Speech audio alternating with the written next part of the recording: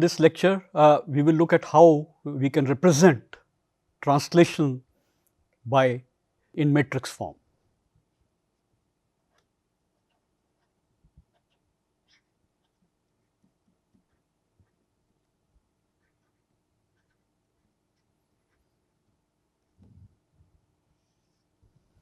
We have seen rotation and reflection operations.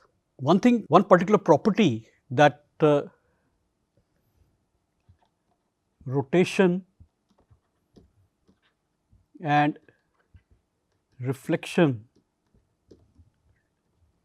transformation, that this transformation is a linear transformation.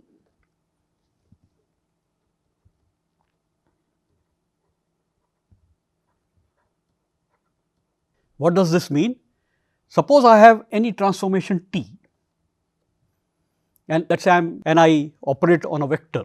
So, T could be a matrix. So, this transformation operates, let us say, on vector A. The same transformation I also apply to vector B, and then I add them up.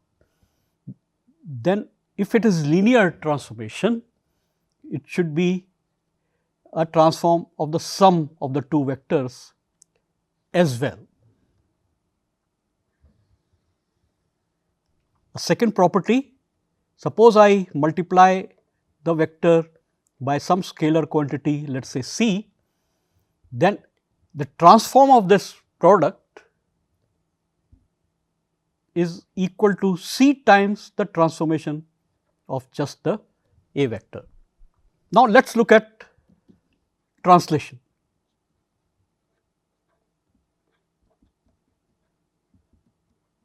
How can we, let us say, do a translation on the vector V? So, let us say I have a vector V which can be represented by two components, let us say Vx, Vy, and I want to translate this vector by a translation vector T, which has again two components Tx, Ty. I can just add these two vectors. So, if I add the two vectors V plus T, which means basically I will add the components,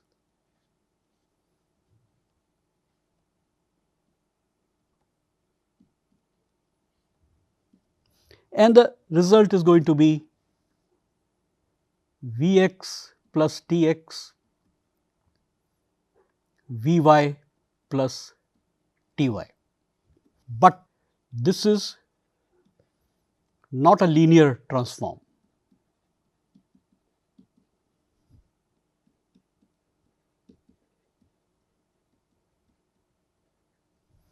So, with this I can't do what I was doing. For example, let me give you an example first. I had started with the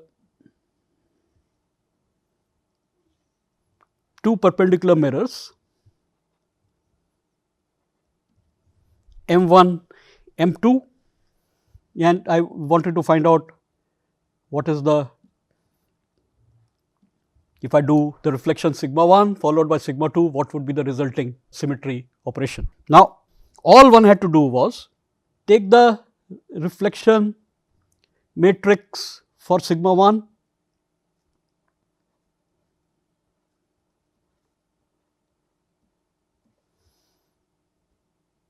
and multiply into this matrix the reflection matrix for sigma 2,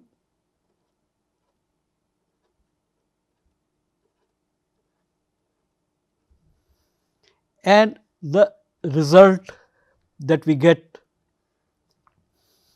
is -1, 0, 0, 0, -1, 0, 0, 0, 1. And this was nothing but a 180 degree rotation, where point A is the intersection of the two mirrors, and hence we ended up with a two-fold rotational symmetry at the intersection of the two mirrors. Now, I cannot do this operation directly with translation.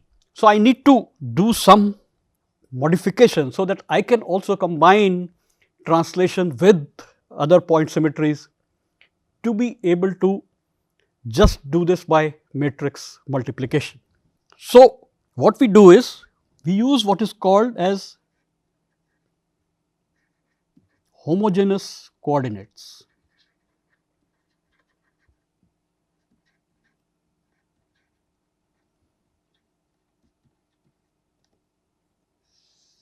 So, let us say in 2 dimensions, I have to do, let us say there is a point whose coordinates are x and y. I attach a third coordinate and I will simply call it 1. This is what we mean by homogeneous coordinates, and let us see how we work this out. So, I have x, y, 1, a column vector, but this represents a point x comma y in 2 dimensions. Now, I have a matrix which will do the translation by T x components T x, T y. So, 1, 0, T x, 0, 1, T y, 0, 0, 1. Now, if I multiply this matrix into the column vector, very clearly the first row goes into the column and I will get x plus T x. The second row into the same column, this time I will get y plus T y, and then the last row into the column would simply give me a 1. Now, this has correctly produced the translation. So, I am able to write this in this form. In fact, these homogeneous coordinates are used in all the graphic animations that we see on computers, and we can combine this matrix with rotational matrices, with the reflection matrices. Many times you will see that instead of a 1, you may see that this is written as W, which is also called as a scaling factor.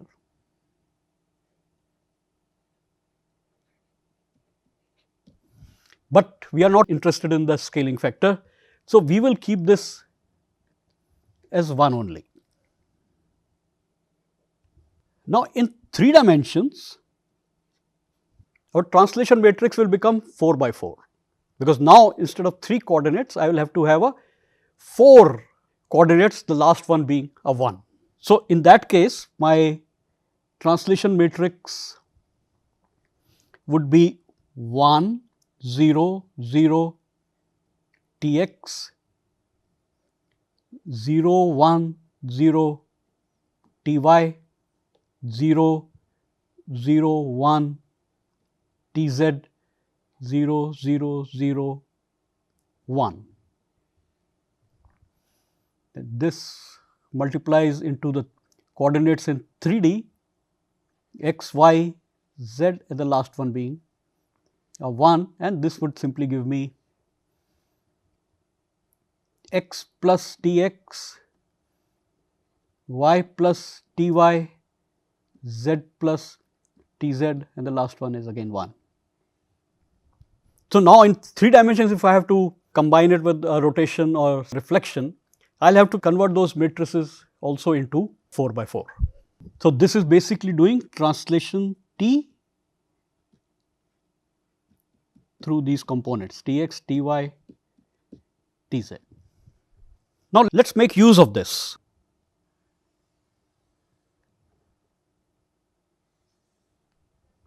Let us say that I want to find what should be the rotation matrix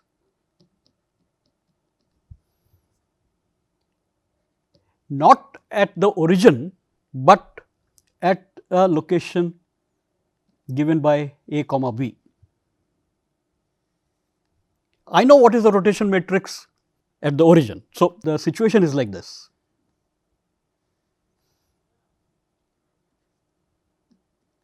So, let us say my rotation matrix is here, we will call it rotation about alpha and with coordinates a comma b. This is my origin.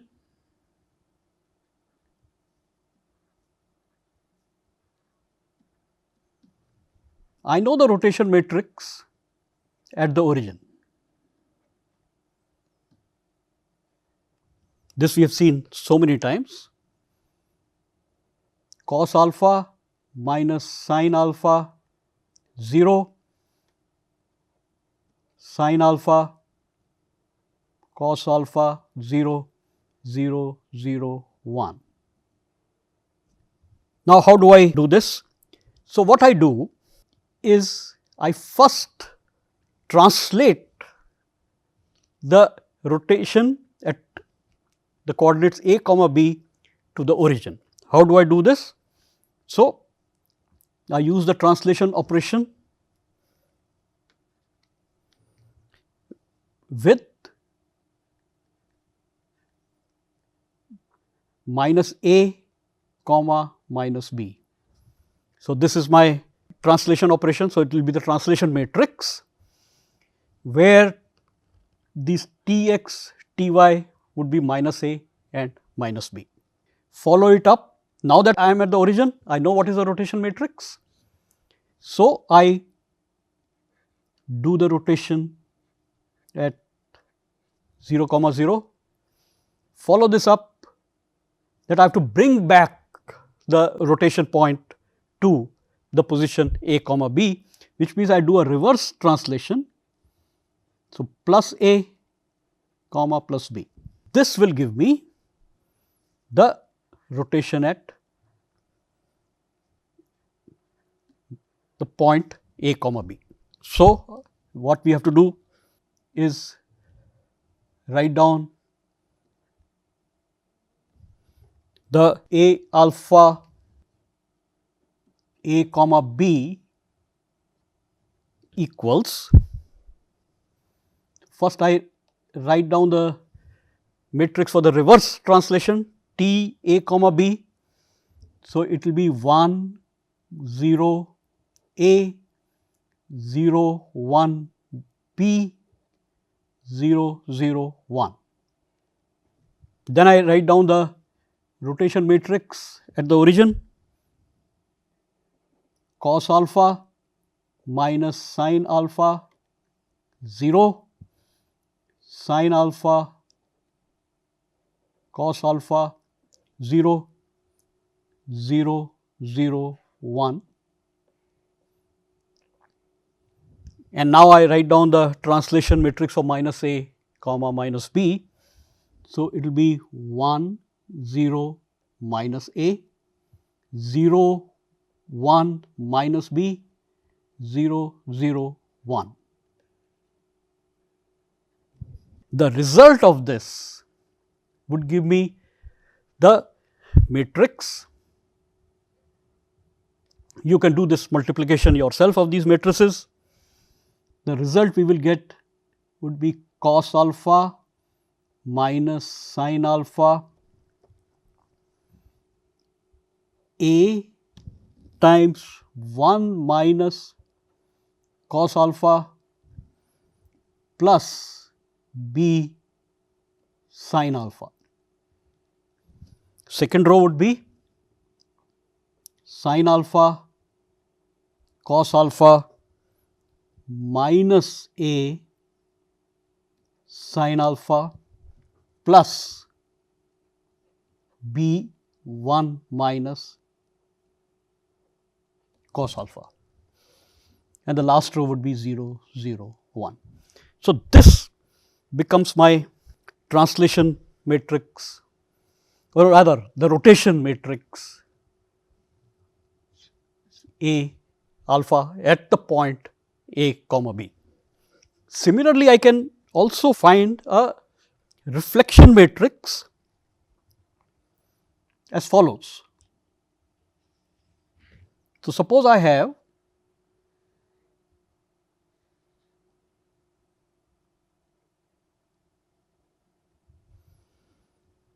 a mirror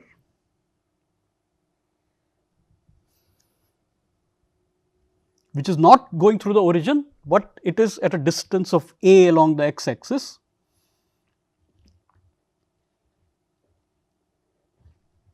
And I want to find the reflection matrix for this mirror. So, I do a similar thing. First, translate to bring the mirror to the origin, which means it requires a translation of minus a along the x axis. So, it would be t, the components are going to be minus a comma 0, follow it up with the reflection operation. And now, if so this is let me say that my z axis is coming out normal. So, this is followed by the reflection sigma yz, this mirror is parallel to the yz plane at the origin. So, x is equal to 0, follow it up by reverse translation to bring everything back from where we started. So, this would be t a comma 0. This gives me basically sigma yz at a.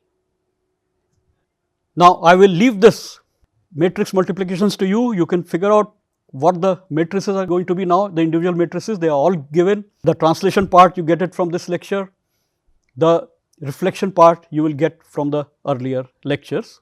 When we do this, we get the matrix minus 1, 0, 2a,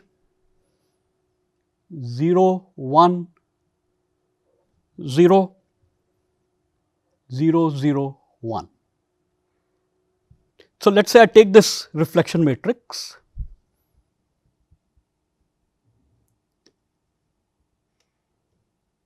this sigma yz at a. So, this is I will just redraw that figure.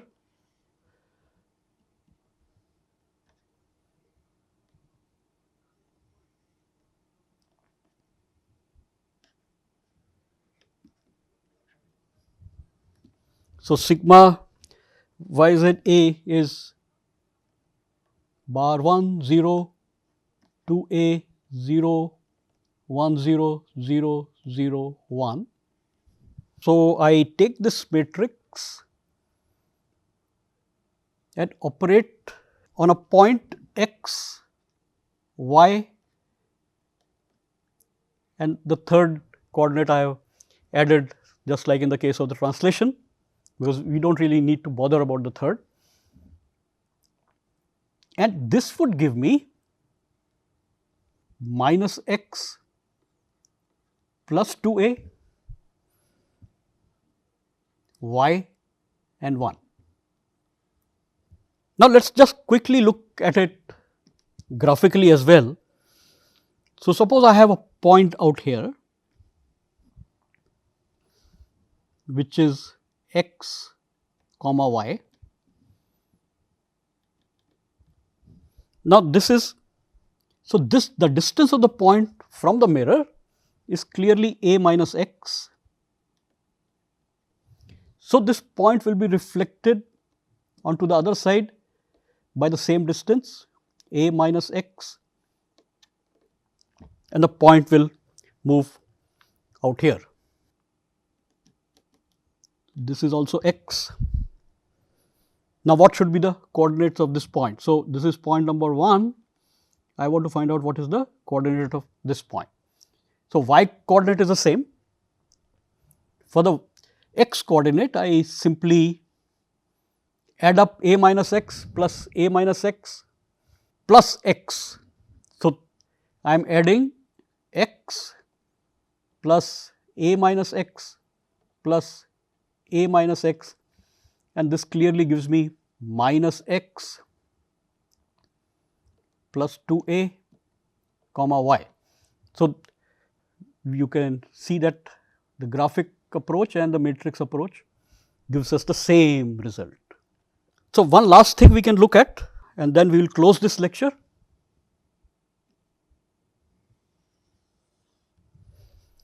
I have, let us say now, two mirrors, the same problem that I had done in an earlier lecture, this particular problem. So, let us come to this. So, I have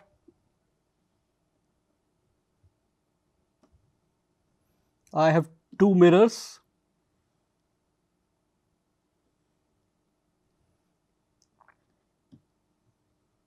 M1, M2. We had solved this problem graphically, that what is the resulting symmetry operation.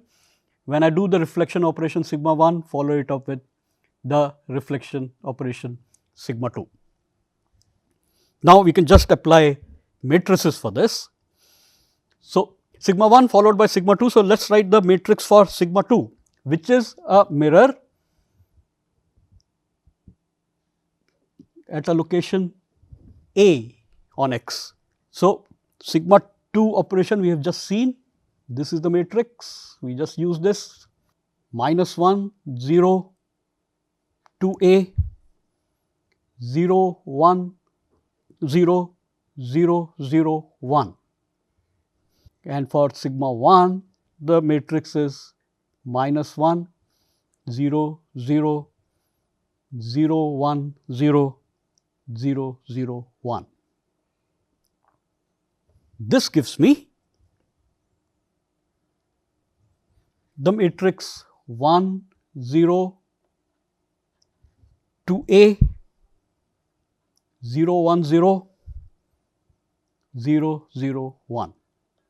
If I look at this matrix and I look at the translation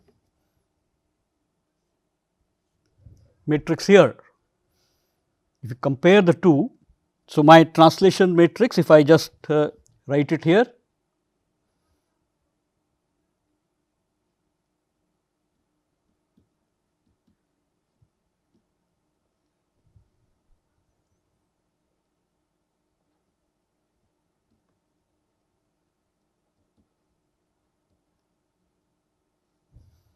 and I compare these two, we can see that Tx equals 2A while Ty is equal to 0, and hence this gives me the translation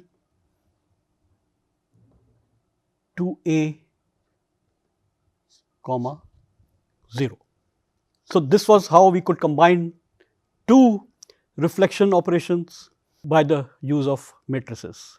In the next lecture, we will look at how we can combine rotation and translation, and then subsequently we will start developing the plane groups.